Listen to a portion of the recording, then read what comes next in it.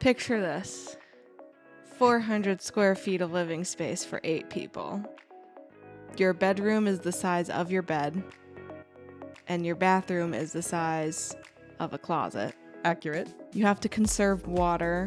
Very conscious of water because we don't want it to run out on the boat. This boat was a fickle little son of a bitch. It was...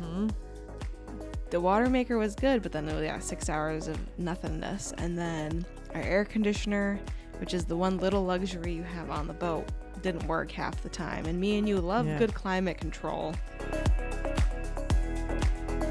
Hi, Julie. Oh, hello again. Hello again. Let's start by talking about the theme of today is we learn from our mistakes. I would like you to tell what happened. I can't bear to relive it in my own soul. Last week, Helen and I recorded an amazing podcast episode. One of the best. Chef's Kiss. It was a recap on Don't Tahiti. say that. I'm just being dramatic. Yes, we recorded a great episode to kick off. I don't know if we do seasons. We're just back in the podcast zone. Back in the cod. Fall liftoff. Yep. And we go to send the podcast files to our wonderful editor, Steven. And I keep telling Helen, I'm like, send the podcast. And then I'm about to go meet up with a friend. And I get the text. My microphone was muted. We lost the whole podcast. Devastating. I can't even tell you. And the thing is, over the period of years that I've been a content creator, this mistake happened once before, but it wasn't with a microphone muted. It was because the microphones, I don't know what the heck happened. I don't know what happened, but there was no sound on my file. But it wasn't because I muted a microphone because it was plugged in. So it was just a microphone fail. And I was just like, oh, this is the worst thing ever because you have to record everything over again. It's never happened on a podcast. And I was devastated. I couldn't even recover because I was thinking about all the things we talked about. And then I was like, well, we record this Zoom file. So let's listen to the Zoom and see how the quality is. But let me tell you how far away I am from the microphone. It's like at least 4 feet from the microphone on my laptop right now. And actually, I was wearing AirPods. That's why I think my sound sounded better. Where are your headphones plugged into? Do you have a microphone? I just have my wireless over-ear ones.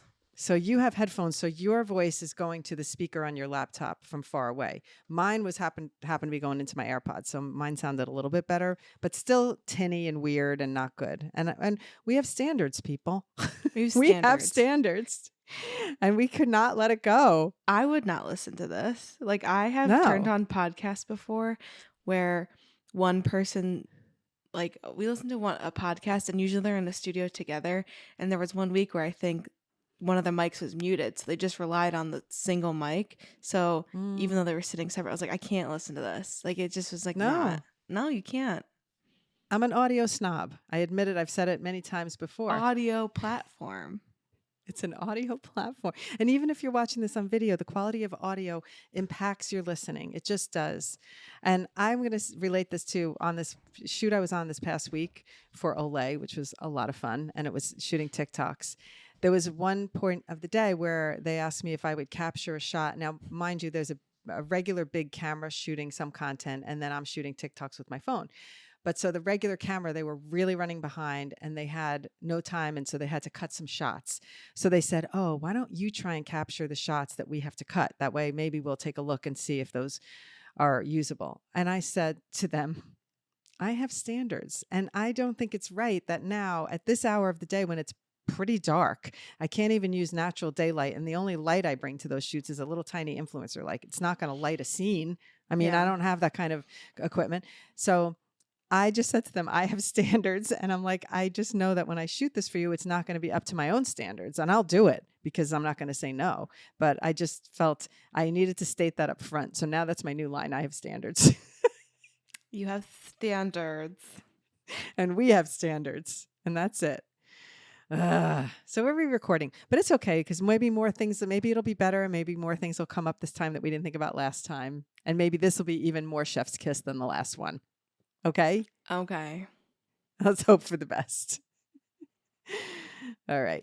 So before we get into our little recap on the trip, I have to tell you, and I gave you a little window of a hint into this, but I want to go a little further on it. I'm Oh boy. taking what we will call your bedroom in the city, because we have a 2-bedroom apartment, and one of the bedrooms is technically a guest room, and technically the one who sleeps in it the most is probably you guys when you come visit, or Jonathan when he comes. So that room is now being revamped into the mothership studio. I've decided to take the leap.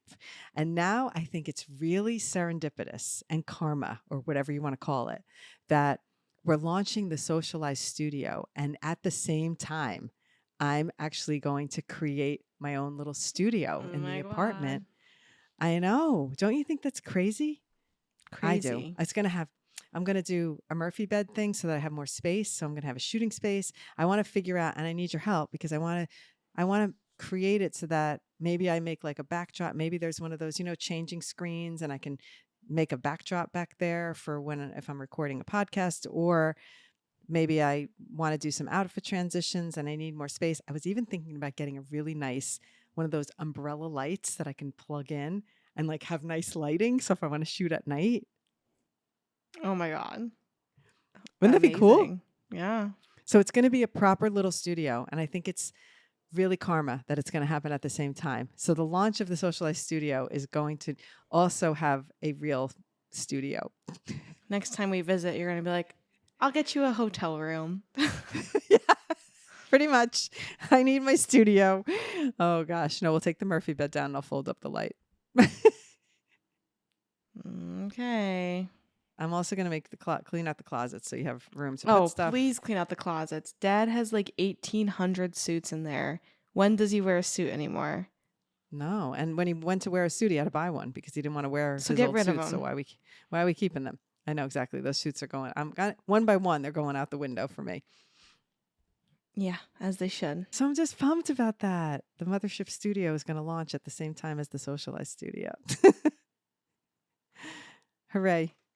It'll be good. Fluffy will stay. But it's also because sometimes I'm shooting some product things and I'm like, I need my own space. And then we have the pending another round of surgery coming. So with that, I'm going to be in the city more with Dad working from home, which I had been sequestered for the last time he had surgery. I was like, I got the other room and I'm like, I got to make this more user friendly for me. So I'm excited. Woohoo. Exciting. Yeah, it's good. All right. So you can take it from here. What would you like to talk about? I guess we have to redo our conversation from last week, which feels so weird, but No. We're gonna talk a little bit feels about like how it went on deja Tahiti. I think we vu. should talk about the trip. It feels like deja vu, but maybe it'll be different this time. We just have to talk about the trip, and I'll interview you about the trip. How about that? That way Your it'll be easier microphone's for you. on, right? My microphone's on. Don't scare me. I thought it was muted or something. I don't know. I can't see the lights, so I don't know. I just don't want to redo it for a third time. It's on. I can see the mute. All right. So first question, Julie. No, I don't want to interview. Let's just go back to how we did it normally, unless you have questions prepared. No, it's like thoughts about the trip. I was just going to prompt the conversation. I was going to say, okay, fine. A sailing trip. Let's talk about what a sailing trip is for people who don't know. When you're living on a sailboat, give us some of the like lifestyle things that you have to kind of give up when you're living on a sailing trip. I always say it's like camping. Oof. Yeah. Picture this. 400 square feet of living space for 8 people. Your bedroom is the size of your bed, and your bathroom is the size of a closet, a small closet, a New York City closet. Yeah, good. You know? Accurate. You have to conserve water, so you have to conserve simple things like brushing your teeth. Yeah, so you turn on. I mean, you should do this anyway to conserve water in the world, but we don't. We run the water, we wash our face, we let the water run. We brush our teeth. Not good. We should turn it off. So very conscious of water because we don't want it to run out on the boat. But I will say on this boat, we had a water maker. So even we didn't at least have to stop to refill the tank with water. But using the water maker involves a whole process of Yeah. turning it on and getting it working and making sure that nothing else is running on the boat, no air conditioners, no nothing while you're doing this water maker, which takes 6 hours to make one tank of water. So it's a Yeah. process. This boat was a fickle little son of a bitch. It was the water maker was good, but then it was 6 hours of nothingness. And then our air conditioner, which is the one little luxury you have on the boat, didn't work half the time. And me and you love Yeah. good climate control. We do. We probably were hurting the most when it came to like our temperature. We run hot on our internal temperature, and a lot of everybody else on the boat didn't seem as disturbed, but it's hot, and it was I don't hot at understand. sleeping. So me and you had like slumber party night 2 nights in a row when we didn't have the air on, and we slept upstairs and had our little like, and another thing, chitty chat and talking all night because we can't stop talking. It's like slumber party. But the nice part about being on a boat for a trip like this is that you are in one place and you get to go to, your stuff is in one spot, but then you get to go to a lot of different areas. So we went to technically I 3 like that different insight. Yeah, you go to like 3 different islands and you get to do all these different things, but you never have to like change hotels like you would if you were Or like pack. in Europe and pack and repack. So I think that's a positive, especially like in BVI when we did the trip last time. It's like a new island almost every day. So you're going to like 4 or 5 islands, where that would be like a whole day trip of schlepping from one hotel to another, an island to a different hotel. So that's like the nice part about being on the boat, and you just get to see It is the island. I like that. I like Yeah. that. And it's like bringing our hotel with us, if Yeah. you can call it a hotel. It's nice. I thought that was really nice. That's a really good insight that you Oh didn't my actually God. have on the last episode. You know what I forgot about the last episode that I liked is that you had the microphone in your hand. I did. You were posing with it. It was like this. You tried. Because that's why I think the problem happened, though. I think I might have touched this part. I possibly That's think definitely that. what happened. I should also mention Don't for hit our it again. listeners that I'm not. No, I'm looking at it. It's not red. But I should also mention for the listeners that I had the dreaded feeling that it didn't have audio, because after we recorded, I then recorded the Socialized podcast that day, just like I'm going to do today. And when I turned the microphone on to do the Socialized podcast, I saw that the red light was lit up, and I'm like, was that lit up previously? But I couldn't bear to listen to the file at that moment because I was so with a bunch of things to do. And I'm like, I'm sure it was on. It's fine. And then it wasn't until the evening when I went to send it that I realized. And I had a dreaded feeling when I saw the light on, the little mute button on when I went to record the second thing. Sigh, live and learn. Sigh. I will never make that mistake again. Never. Oy. It was rough. Oy. But it was funny because I was also sequestered to the room because there was other meetings happening in the apartment, and I didn't have a desk because Dad was also using my desk. So I didn't have my desk. So I was holding the microphone. Let's just blame him. That's all. It's all his fault. He's not going to listen to this anyway. I know. Good thing. One day he'll listen to it. It's going to be not good if he does. Oh, my dear goodness. All right. So that's definitely a plus about the trip, that you are in one place and your stuff moves with you. I also like that we are, okay, this is a hard one for me because it's hard to be kind of disconnected from social media. But I realized after this trip that I do have a lot of me time. And I have a lot of, whether me time is phone time and scrolling time and social media or content creation or editing time, I had very little of that because we were going from thing to thing to thing. And even when it was like, let's say bedtime, and I'm like, oh, that's usually maybe my scrolling time, I was exhausted from the day. So we had to sleep because we had to be up early. So I couldn't really take time. So I sort of like the disconnection that I experienced. This woman was still very much connected. I don't understand how you're like, I had no time for social media. Like, there were moments when it's like everyone's hanging out. It's like, oh, where's Helen? She's like, oh, in the corner doing her editing videos. I had to post some things. There was one night in the beginning of the trip before we got on the boat where you're sitting on the couch, you have your laptop, 2 phones, your glasses, and you were just locked in. We're all trying to like have a conversation. and could not get your attention. You were locked in. So it's funny when you say that. You said this when we tried to record this last time, and I'm like, but you had so much phone time. Not as much as I usually have, I guess. Which is concerning. Like, what is your screen time? I don't even look at it. I don't. Do you have one of those limits set up, like a time limit on any of your apps? No, I won't set that up. That would make me crazy. I have it on TikTok for like an hour, just so I know. Forget it. All right. In fairness, I don't do a lot of just scrolling for my own good time. I scroll to get the news, and then a lot of it is what? The news. Let's talk about that. That was something we talked about, right? Yeah, that was another thing we talked about last night. Wait, let me finish this thought. I scroll to get the news. Wait. I scroll to get the news, and then I scroll because I'm researching, because I'm doing projects and I have to make sure I know what the trends are. We're doing the newsletter. I want to make sure we're on top of that. You do that too. But it's also like I have to know what the things are, so that when I'm working on a project, I'm not starting from a blank slate, because it takes time to find all that stuff. Okay, now let's talk about the news, because that is funny. Another part about boat living is that there's no TV. There's no television. Like, you're not ever watching TV. Right. Ever. And ever. Dad primarily gets his news from either reading the paper or watching. He watches Lester Holt Nightly News every night religiously. He records it and watches it. And then he watches more news where they talk about the same thing that was on the previous hour. Like, the news cycle every day is exactly the same. It's just regurgitated. So we're on the boat, and he can't watch the nightly news.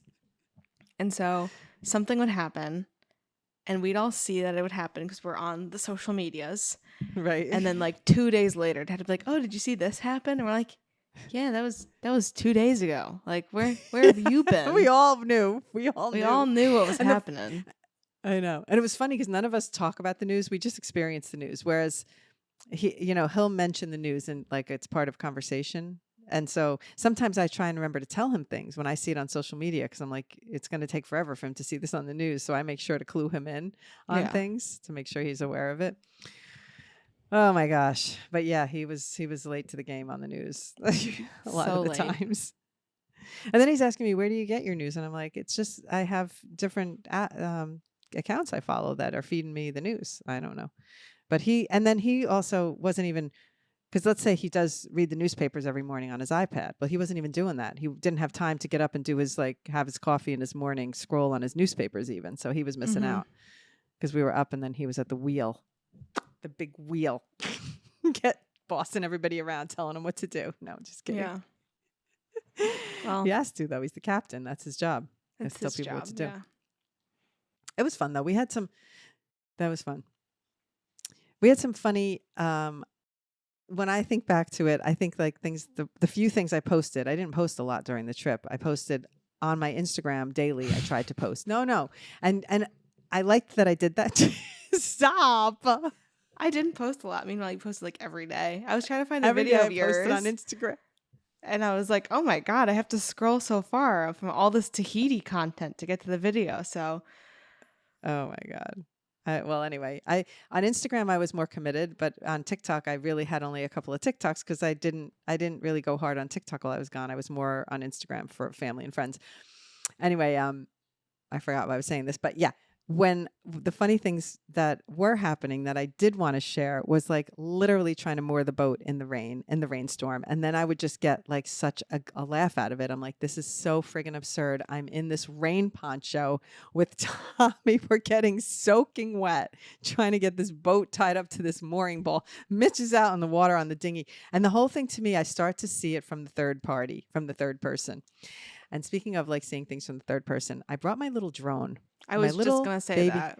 I have my little baby Maybe drone, one of my favorite parts of the trip for some reason, because it was just one of those moments where I felt like we were in a sitcom. Like I really felt like we were in a comedy, like sitcom moment.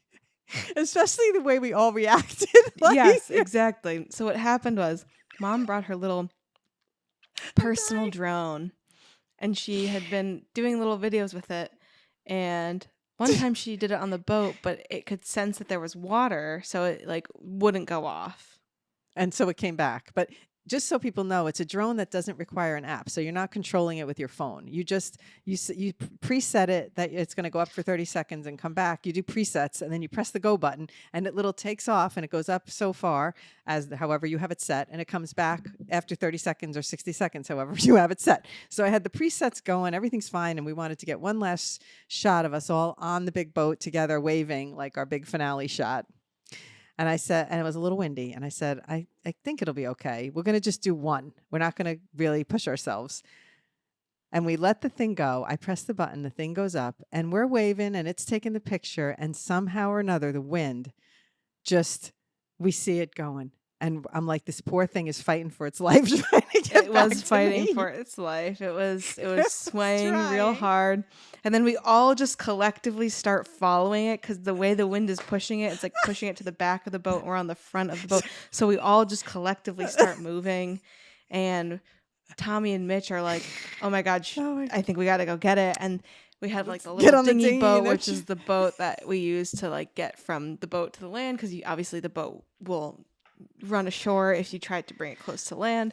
So they try and bring the dinghy down and they get it out, but it's too late. And the thing just like plops right in the ocean. Right And we're all just standing there on the back of the boat, like open mouth, like in shock. Because this is not the first time a policey has lost a drone. It's not in water. And I make fun of him all the time, so I can never make fun of him. Because he had a drone. Dad had a drone that he would take out on the sailboat, and he tried to take it out on the sailboat. And this was a bigger one where you have an app, and usually with the apps, the drone will recognize the home point of where you set off the drone. But when you're on a boat and you're moving, that point changes as soon as you like go 3 feet. So Dad had hit return to home and same thing happened. It tried to return to home where it was. Yep. That I always laugh about that, but that was more user error versus like what happened. That was user error. This was kind of user error. Kind of. Well, don't run it in the wind. That's the only user error. Yeah, we could have done it somewhere else. I don't know. But his was just like funny because he panicked because it said low battery, bring the drone back or something. And he just pressed return to home, not thinking that home was in a different place now. So that was a little bit of combination of panicking and just hitting the wrong button. And that was the end of his drone. But now we have 2 drone stories for the family, which is great. I don't know that I'm going to buy that drone again because I used it so rarely. What was really great is that I had used it only 2 other times on the trip, just quickly to test it out. And I downloaded the footage every time. So I didn't lose anything that was on the drone except our waving shot that went with it. That was the only shot I didn't retrieve. I just liked us all collectively going from the front of the boat. Slowly trying to like, oh my God, I'm like, this is going down. As soon as you left it off, I'm like, this is not going to end well, but I'm not going to say anything because no one listens to me. So whatever. Because if I said something, you would have been like, Jewel, it's fine. You know, you would have said that. You would have been like, it's my drone. Let's just try it. We'll just give it one try is what I would have said. But yeah, so my drone is at the bottom of the Pacific and near Tahiti somewhere or wherever we were. Sad. Another fun thing you guys did, which we didn't talk about in the last episode, was you did the message in a bottle. Oh, yeah. We forgot to talk about that. Oh, I can't wait to see if anything comes of that. So, and Mitch had the idea. And then once Mitch has like an idea like that, I am all in it because I like the idea of being out at sea. And then we took one of the wine bottles, we put a message in it and we rolled it up and then we tossed it. And we did 2. And then I wrote the message and I put my username on Instagram and TikTok at the mothership. Course. And I just said, I called it the bottle of dreams or something like that. And if you tell us where this landed, we're going to send you positive vibes for your dreams. I wrote some kind of a note like that. And we'll see if it ever gets found. So far, I forgot about it and I have not gotten a message yet. Well, yeah. Anyway, we're hoping that we hear from the person who receives it. We want it to make its way to like Australia or Fiji or something like that. We're hoping. So we'll see. We also wanted to see whales. We tried hard and we went on the little whale watching trip. We did see whales and you got to see whales at the very end from your hotel room, that was lucky. Yeah. What made you even know to look? Did other people tell you there were other whales people out were there? looking and then they like kind of told us, which was like nice. that they were Oh, that's sharing nice. the news of That's whales. nice. But it was cool. There was like 4 or 5. And they were like blowing water out their blowholes or whatever. It's so cool. It's so cool. Well, we could talk about the favorite things of the trip, but let me say one of the things that Julie did every night that was really cool, and you should talk about your journaling because Mm-hmm. it's not just like normal journaling. I like how you do it because you're not only just you're recounting like places you eat and things you do when you do on the trips, but it's also you had the idea to ask everybody every day what their after you wrote the recap of the day, you would ask everybody what their favorite thing of the day was. Mm-hmm. And I loved it. It was like our moment of gathering at night to do Mm-hmm. this. It was like our time around the fire without the fire. Yeah. I think it was Steven's idea initially. And then it was just like a nice, fun thing. But I've started doing like, well, when we went to Mexico City, we brought like a little journal and decided to like write everything that we did. And then one of the things at the end of the trip that I did that I really liked at the back of the journal, because obviously there was like extra pages. I wrote like a list of everywhere we ate, everything every place we went. And then I made a list, which I think this is my biggest takeaway that I am sharing with everybody. I made a list of things we didn't have time to see, but if we came back for another trip, like what we'd want to do. Because That's like when good. you're in the moment on a trip, you know all the things that you didn't get to. But say you go back like 3 or 4 years later, you're not really going to remember the things you didn't do. So I thought this was like a really good idea so that if we That's went good. back to Mexico City in a year or so, I could say like, oh, these 4 things we wanted to do but ran out of time. So Yeah, it's good. that is just part of the travel journaling because we did it. And then what I also did, which was really fun, is I have a little mini printer that Steven got me, and I printed out pictures from the trip to put in the journal. So That's it's like nice. a mix of the journal with some photos. I like that. I like Yeah. that. I wish that in the journal too. I mean, we probably all should have added like one thing we wish that we brought or didn't need to bring or something like that. Because sometimes Mhm. when I'm packing for the trip, I almost can't remember. Did I use this? What did I have too much of? What would I have wanted more of? Oh, I Because know the packing for thing. that type of trip, what? My thing was because I was getting really bad heat rashes, was Oh, baby powder. now you know. Baby powder, But that's a like good one. such a good one. Yeah, now I would have forgo one thing that I'm really glad I had with me that I would want to remind myself next time is a pillowcase. But mine is because I brought my travel pillow. That's a regular pillow. It's a Mhm. small size version of a pillow. So it's not a full size, but it has a really nice sheet on it. And I'm like, that was key. I like having a nice pillow. So I would Mhm. recommend to anybody boating to bring a pillowcase. I also would have foregone, if that's a word, foregone, like skipped some of the clothes that I had and brought an extra towel because towels Mm. seem to be a commodity there. And I just hated that I only had my one. We had the one that the boat supplied us, and then I had one extra one. But if I used that extra one for beach or salt water, then I didn't want to use it to shower. Like I really wished I had an extra towel. So I'm Yeah. going to factor that into my notes. That was one we weren't expecting because last time we got like beach We got towels beach but this towels. time we didn't. So then Exactly. we almost forgot to pack towels, which Tommy and Jennifer got towels. So Yeah, they bought towels and then they had no yeah. room to pack them to go home, so they left them. I don't know what happened with the towels. But yeah, so towels are a good one. And then just like certain things when you think about I don't know, for me toiletry items less because I didn't even a lot because the medicine cabinet's so tiny and sometimes I didn't even bother to take out. I brought these little nice face wash melts. I did not even take them out once because I'm like, I can't be bothered to get these out of the medicine cabinet every time I want to use them. They're just not convenient. So I didn't. Oh I'm like, my so god. stupid. Like stuff like that. Like there's things where you just have to forgo your luxury skincare Yeah. when you're gone, in my opinion. Well, let's talk about our top favorite. We did this on the last recording Yeah. on our lost episode, we'll call it. Lost at sea. The lost episode, but we did what our top favorite thing or moment. So I'll let you go first because I know Okay. that You know know what what mine yours is. is. I'm going to say too that what I really liked about doing the favorite things at night is that you learn a lot about people about what their favorite thing is. And me and Jenna always had almost the same favorite thing every day, which I found was interesting because Yeah, we're different kind of people, but I think that when we see things in the world, we have a similar way of seeing things because she did have a lot of the same thing. And some of them were so tiny and insignificant. Like the one time when we went to the vanilla farm, for example, my favorite thing of that day was the guy who gave us the farm tour took us to his house. We want to talk about that. But when we were at his house in the backyard, the pavers in his house had one of them had his little kid footprints, and you knew that it was his little footprints from when he was a little boy. And I said to him, "Oh, are those your footprints?" Because I could recognize the same. It was the shape of his foot. And he said yes. And I was like, that little detail was my favorite moment of that day. And so Jenna's was very similar. It was being at the house, and that was her favorite moment of that day. Something about being at his house. So that was cool. But my favorite moment of the whole trip was petting the stingrays, petting the stingrays, because they are like silky life dolphins. They are to me, they're magical animals. They're like the golden retriever of the sea.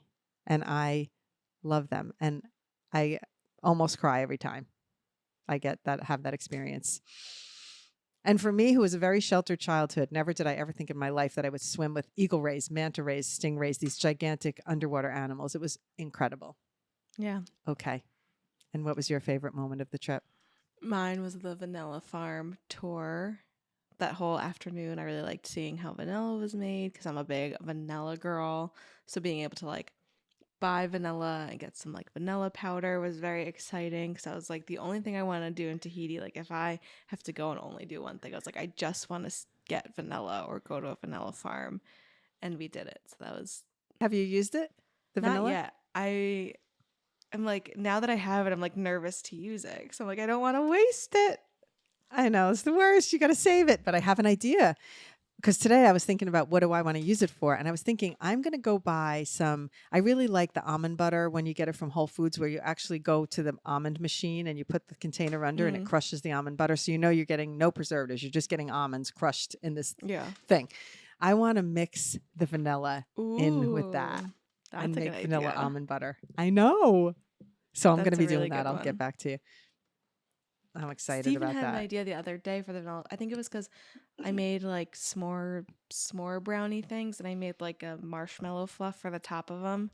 And I had just used vanilla. I had vanilla paste, so I used that, and I kind of forgot about the vanilla powder. But Steven was like, "Oh, you should use the vanilla powder." I was like, "I should have." Yeah, because this vanilla powder is so good. It smells and unlike any other vanilla that I feel like I've ever had, it's almost savory. That's how like spiced it is. You love it. You know what's nice about going to that vanilla farm is seeing like how manual labor and why Tahitian vanilla is so worth the money, because it's like not like you can talk about it how they pollinate those freaking flowers.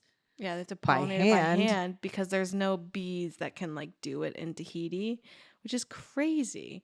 But it was really cool because the vanilla farm we went to was like, it wasn't one where it was like, oh, there's rows of vanilla and all like that's all that's happening here. It was kind of like on a cliff in a mountainside, and it felt very like homey, like a home vanilla farm. Like a rustic vanilla farm. And it didn't feel like a commercial tour. It felt like we were in his backyard. Like years before, when I saw this guy when we went to Tahiti in 2017, and I saw the same vanilla guy gave us this tour when he was like much younger soul, and it was in his backyard. So it was this very similar thing. So because his vanilla farm got wiped out by some viral epidemic that happened to the vanilla there, he took us to his friend's farm this time. But it was still the same. It was just a homegrown thing where the friend pollinates by hand every day. They pollinate some flowers. It's unbelievable, really. It is crazy.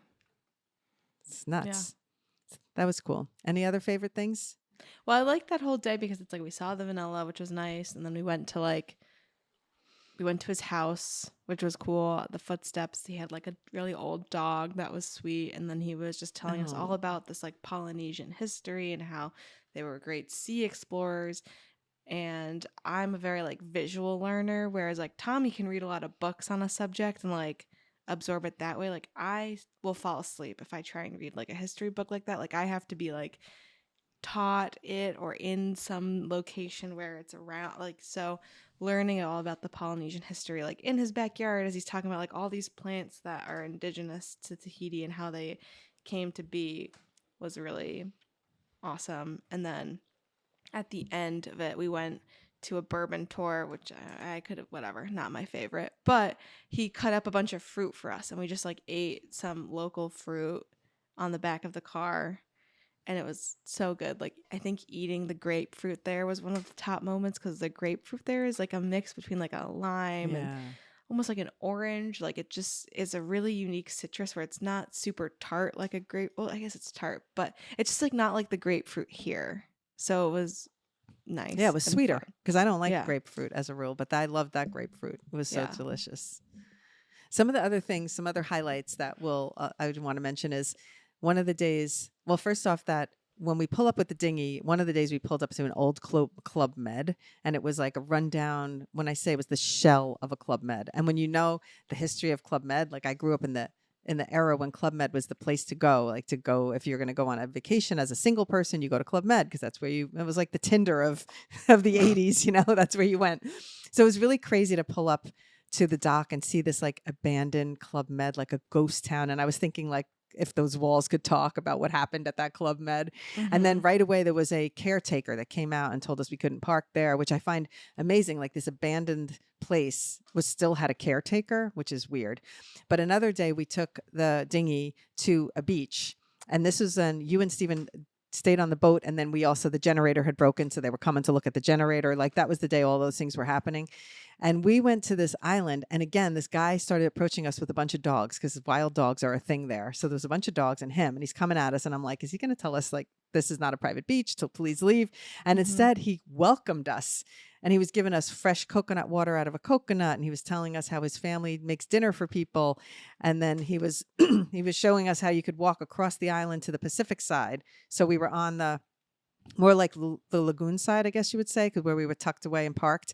And then you could walk right through this little alcove and you would be on the Pacific Ocean. And the dogs walked with us. Like they were almost like our guide dogs. They walked with us. They looked like wild dogs, but they were friendly. And they walked with us over to the other side, and they were like almost like watching out for us. They were like our escort as we went over there. And then we ended up going back to his place for the second night. And it was really almost like a family restaurant, only they only serve one family at a time. I thought that was such a cool experience. I loved it. I have to make a video about that. I still mean to do that, but I'm going to do that. Because they were so impressed you had 1 million followers, because that fact was dropped everywhere. Everywhere you go. Oh, yeah, well, I don't know what to say about that. Sometimes Dad, when I don't say it, he'll prompt. He'll go, she has a big following on TikTok. I'm like, go it's Tom. Funny when he says it. He's my promoter. Which is good. It's funny. Yeah, it's funny. It's funny. But it was all around. It was a fun trip, and it was what I think the nicest part about it is after we get off the boat, and I was talking to Randy up the block about this because she had gone on a sailing trip with her family, and they are not sailing people at all. Her husband wanted to go, and they were pretty much, her and her daughters were miserable the whole time, and they were not really thrilled about it. But she actually even said, at the end of it, her daughter was texting her, there's a Ritz-Carlton nearby where you could get off the boat, which I thought that tells the story of the family right there. So but anyway, funny. she was so funny because she was telling me, I said to her, the key thing about going on a sailing trip is to book 2 days in a hotel on land after, because you really, really, the luxury factor is so much more palatable. Like it's more delicious after you've been on a boat. And then it's sometimes you somehow, at least I do, I look back on the boat week when I'm on land and I'm like, oh, I finally, my hair is dry, because my hair would not dry on the boat because it's like wet the whole time. Big drama. Finally, I could use a hair dryer. My hair will be dry all the way. And just like those simple luxuries are so appreciated, and it makes the boat more appealing. And then I know Dad loves it. He just loves sailing. So who knew that I would ever be this in my life? But it is crucial to book a hotel 2 days, like for a day or two after. You need to reacclimate to amenities before you get on a plane. And then I think the funny thing that Dad told us about when you guys went to your hotel is that one day you said you weren't going to go snorkeling because then you'd have to redo your hair. Yeah. And it's like, why are we not? You're like going to miss out on a once in a lifetime snorkeling experience because I didn't feel like drying my hair again. You didn't feel like drying your hair again? It was so funny, but I was just like, it was my own realization of like how stupid it sounded when I said it to him. And I was like, that's so dumb. And then I just got my snorkel gear and I went back and I did it. And I had the best time snorkeling again down that beautiful coral gardens. It was just gorgeous. And then, yeah, it was funny because I felt bad when we got to the hotel. I was still in my activity mode. You guys went into chill mode, but I was like, okay, now I'm going to kayak. Okay, now I'm going to go on the paddleboard. Okay, now I'm going to take a hike up the thing. And then I'm going to do snorkeling again. Those 2 days were so fully active for me. I was laughing at myself because I thought back in the day when I was younger, I would have just chilled myself on a beach chair and not moved. I really know that I would have been. And this time, I'm just more anxious to drink up life. And I don't know if it's because of my age or because of having just been through cancer or whatever, you can think of all the things, but I just need to like live every moment, like to the fullest in a different way. I don't know. I'm kooky, but it was so good. I think that's normal. So you're good. I guess it's normal. I was on, Or a very, not an extreme thought. No, I guess it's not extreme, but it's funny because a lot of times I think about that, the cancer time, and I'm like, it was almost like a bad dream. It almost seems like, because I feel so back to normal that I feel like, did that really happen? And then recently I had a client who just found out, and then she messaged me and she's like, oh, I just went back through all your posts. And it was so funny to hear that from her because I was like, oh, I wonder what my posts were. And it prompted me to go back. And when I went back, I was like, man, I almost don't remember it. I almost feel like I'm glad I have it documented because you could rewrite it. That's why I think we can rewrite things so well in our minds that we can change what it was. Mm-hmm. So I'm just saying, I think that's a thing. It was funny the other day, Jonathan commented on a really old TikTok I had made, I think when we dyed your hair. And I was like, why is this popping up? I saw that. I think it's just because the algorithm right now on TikTok is really pushing out like year plus old videos. I saw that. And what's really Maybe funny we about talk it about is that on an episode. Just how we the should. algorithms are the algorithm right is nuts. And when he commented on that, I actually took a screenshot because I was telling the clients and I didn't feel like scrolling back to show them a picture of me. And I was like, oh, look, here's proof that I That's I funny. went through. And they were like, what? Yeah, that was all perfect timing. But it was funny when he commented on that. I saw the same thing. Mm-hmm. Well, this was fun. We got it. We mostly covered everything Round 2. again. Yeah. Round 2. It was a funny. It was a funny way to present this to have to do it twice. It was good though. It was good. But we'll be back. We got more ideas of episodes. Yeah. So we're back in the fold. We're for the fall. We are back in the fold, and I'm ready to. We're thinking of how we're going to evolve. Maybe get more topic friendly, but also maybe with some other new ideas coming in. So stay tuned. Lots of fun stuff. Always. You look perky today. I'm tired, so that's good. Did you have a good week? Did you have a good weekend? Because this is a Monday that we're recording. Yes, it was a lovely weekend. It was very nice how I went to the Santa Monica Farmers Market, which was like really nice. Oh, I love that. The fun thing that we always love about the farmers markets here is that the one in Chicago we used to go to, I'll be really quick, but the one in Chicago we used to go to, all the produce had to be grown within 100 miles of Lincoln Park, which is where the farmers market was. So there wasn't a lot of variety. It was like blueberries, strawberries, lettuce, and that was it. Like every vendor basically had the same stuff. But here, there's more like farmers. I guess there's more like farming diversity. So we like went to the one in Santa Monica, and even compared to the one that we usually go to that's right in our neighborhood, it had so much stuff. We got we got peppers. I'm like blanking. Shishito peppers. We got squash blossoms. We got grapes. We got a few varieties of grapes. We got Asian pears. So yeah, that was the fun thing we did this weekend. Yeah.